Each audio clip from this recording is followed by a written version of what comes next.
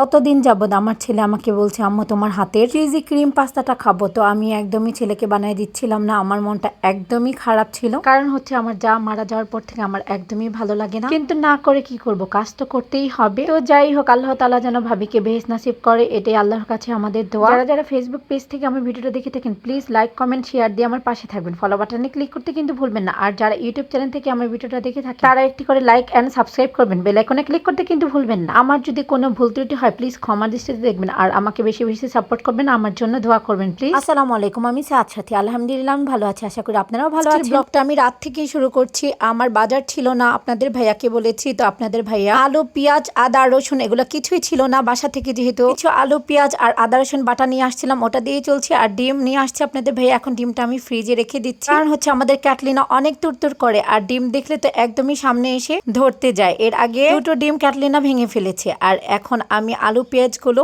ঢেলে রেখে দেব, আর প্রথমে আমি চিনি রেখে দিচ্ছি। আর চিনিটা আমার ঘরে প্রতিদিনই লাগে, যেহেতু আমার ছেলে এখন চিনি পরোটাটা বেশি খাচ্ছে। এখন আমি বক্সটা লাগিয়ে এখন আমি আলু পেঁয়াজটা আগে ঢেলে নিচ্ছি। তো এখন আমি আলুটা ঢেলে দিচ্ছি। আর আমার ঘরে চিনিটা বেশি লাগার কারণ হচ্ছে আমার প্রতিদিনই রং চা বানাতে হয়। আমার শাশুড়ি রং চা ছাড়া রুটি খেতে পারে না, মাকে দুটো রুটি আর রং চা 1 কাপ দিলেই হয়। ডিম ভাজা দিলে ফেরত দিয়ে দেয়, ডিম ভাজা খেতে চায় না, ভাজি খেতে চায় না, শুধু রং চা দিয়ে খায়। তো যাই হোক, আমি এখন রাতের সেটআপটা সুন্দর মতো করে নিচ্ছি। এখন আল্লাহর নামে আমরা ঘুমিয়ে যাব। ঘুম থেকে উঠে নামাজ পড়ে এই তো ছেলেকে চিনি পরোটা বানিয়ে দিচ্ছি। ইদানিং ছেলে চিনি পরোটাটা খুবই পছন্দ করছে, তো ওকে চিনি পরোটাটাই বানিয়ে দিচ্ছি, কারণ আমার ছেলে কিছুই খেতে চায় না, তো যেটা খায় এটাই করে দিই। আর আমরা পরোটা আর রুটি করে নিয়েছি, আর এখন আমরা সবাই একসাথে নাস্তা করে নেব, যেহেতু আপনাদের ভাইয়া আর ছেলে একসাথেই বেরো হয় বাসা থেকে, তো আমরা সবাই একসাথে নাস্তা করে নিলাম। তো এখন ছেলে স্কুলে যাবে, রেডি হয়েছে। আর দেখুন ক্যাটলিনা যে কি না ছেলেকে আমার খাটাচ্ছে, আর ওই ছাদে চলে গিয়েছে। ছাদে যে এখন ছেলের সাথে এদিক থেকে ওদিক আসে, আবার এদিক থেকে ওদিক যায়, কারণ ছেলে ভয় পায় এখানে যদি কুকুর চলে আসে তো কুকুর তো ওকে মেরে ফেলবে। তো আমাদের ছাদে এমনিতেও কুকুর বসে থাকে, তাই ছেলে ওকে ধরে ঘরে দিয়ে যাবে, যেন ও সেফটি থাকে। ও সেফটি থাকলে সাদও স্কুল করে শান্তি পাবে, না হয় ওর মনটা বাসায় পড়ে থাকবে। তো যাই হোক, ও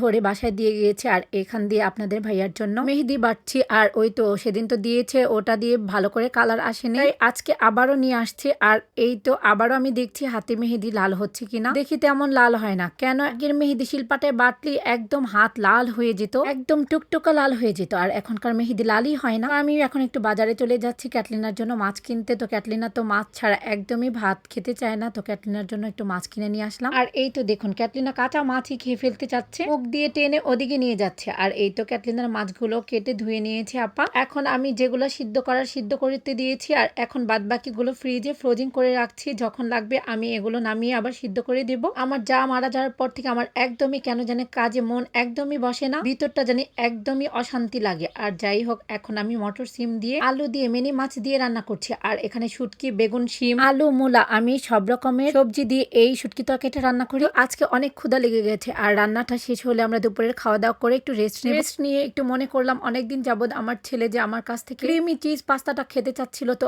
ওকে আজকে এই ক্রিমি চিজ পাস্তাটা রান্না করে দিই। ও স্কুল থেকে এসে ও অনেক খুশি হয়ে যাবে। তো আমি ঝটপট আমার ছেলের জন্য ক্রিমি পাস্তাটা রেডি করেছি। আর আপনাদের ভাইয়া অফিস থেকে চলে আসছে, তো আপনাদের ভাইয়া বললো কি রান্না করছো, একদমই গ্রানে ঘর ভরে যাচ্ছে। তো আমি আপনাদের ভাইয়াকে গরম গরম এই ক্রিমি চিজ পাস্তাটা দিয়ে দিচ্ছি। আর আপনাদের ভাইয়া খেয়ে কি রিয়াকশন দেয় এটা আপনারা চলুন দেখে আসি। তো আমি আপনাদের ভাইয়ার বয়সটা নিতে পারিনি, আপনাদের ভাইয়ার রিয়াকশনটা আমি আপনাদের সাথে একটু শেয়ার করবো, এই আর কি। ক্রিমি চিজ পাস্তাটা নাকি এত মজা হয়েছে যা বলার বাহিরে, এলে এসে খেয়েও বলছে অনেক মজা হয়েছে, আলহামদুলিল্লাহ। আজকের ব্লগটা যদি আপনাদের কাছে ভালো লেগে থাকে প্লিজ কমেন্ট সেকশনে কমেন্ট করে জানাবেন। আজকে এখানে শেষ করছি, আবার নতুন কিছু নিয়ে হাজির হব। ভালো থাকবেন, আল্লাহ হাফেজ।